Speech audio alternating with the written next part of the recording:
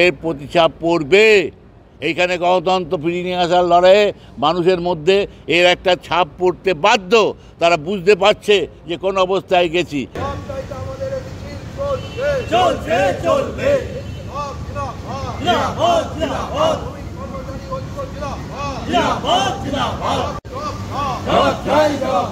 অবৈধ নির্বাচনের বিরুদ্ধে সমস্ত শ্রমিক কর্মচারী এক হও।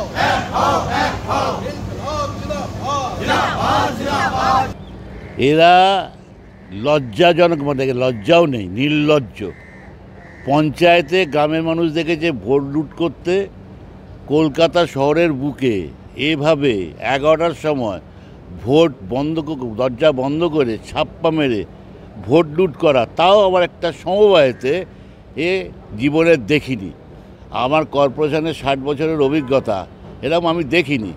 আর সবাই শোভনদেবের কথা বলে, তো শোভনদেব হচ্ছে সেই ইউনিয়নটার নেতৃত্ব।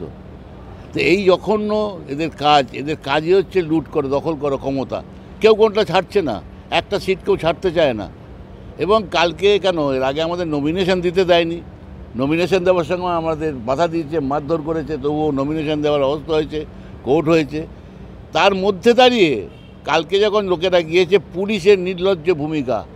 পুলিশ ওদের ক্যাডার বাহিনী ছিল জানতাম, কিন্তু ওরা দায়ী থেকে ভোট করাবে, এটাও কালকে আপনারা গেছিলেন যারা দেখেছেন, তারা এসে মস্তু করেছে। ব্যাপারটা হচ্ছে কোর্টের অর্ডারেতে ওরা কোনো কিছু দিতে চাইছিল না, না দিয়ে ভোট করতে চাইছিল।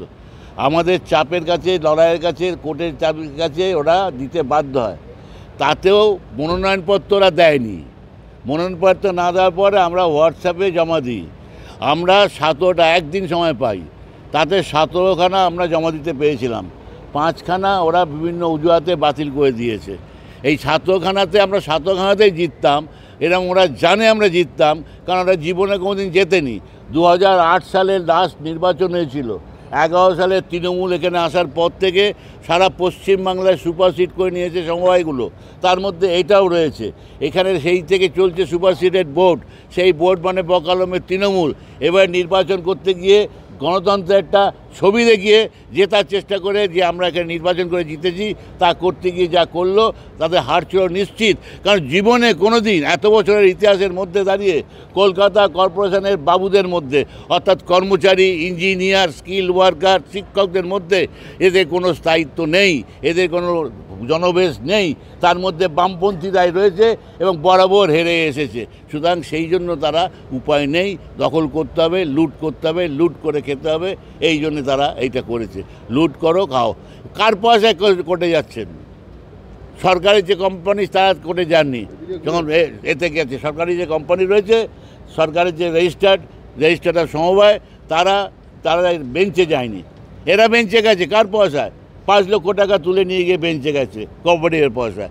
কোঅপারেটিভে যারা লোকজন আছে, তাদের রিটায়ারমেন্টের পর টাকা পয়সা নিতে হয়, যে এখানে কোনো এনওসি নিতে হয়। এখানেতে চেক বাউন্স করছে, এরম একটা অবস্থার মধ্যে দিয়েছে। লোক ঢুকিয়ে গেছে, যে যার পেয়েছে লোক ঢুকিয়ে গেছে। একটা রুগ্ন অবস্থায় ছিল। 8 সালেতে এখানেতে প্রায় মেম্বার ছিল 16,000, এখন 3,500 মেম্বার। এই অবস্থার মধ্যে এটাকে নিয়েছে। এশিয়ার একদম অন্যতম বড় একটা কোঅপারেটিভ ছিল সে সোসাইটি, এই হচ্ছে কলকাতা কর্পোরেশনের এই সোসাইটি, তাকে এই জায়গায় নিয়ে এসেছে। আমরা গণতান্ত্রিক মানুষ ছাড়বো না। কালকে আপনারা দেখেছেন এত বাইরের থেকে গুন্ডা নিয়ে এসে, বাইরের থেকে সমাজবিরোধী নিয়ে এসে, তাও এলাকা সব পায়নি দেখে অন্য অঞ্চল থেকে আনতে হয়েছে। আমাদের মনে হচ্ছে এক পক্ষ দুপক্ষ থেকে ওদের একটা ব্যাপার রয়েছে, তাই তাকে জোগাড় করতে হয়েছে বিভিন্ন জায়গা থেকে। জোগাড় করা সত্ত্বেও কর্পোরেশনের লোক ভোট দিতে গেছিলো, তাদেরকে তাড়ানো হয়েছে। তারা দাঁড়িয়েছিল, শেষ পর্যন্ত লড়াই করার চেষ্টা করে গিয়েছে। এর প্রতিচাপ পড়বে। এইখানে গণতন্ত্র ফিরিয়ে নিয়ে আসার লড়াইয়ে মানুষের মধ্যে এর একটা ছাপ পড়তে বাধ্য। তারা বুঝতে পারছে যে কোন অবস্থায় গেছি।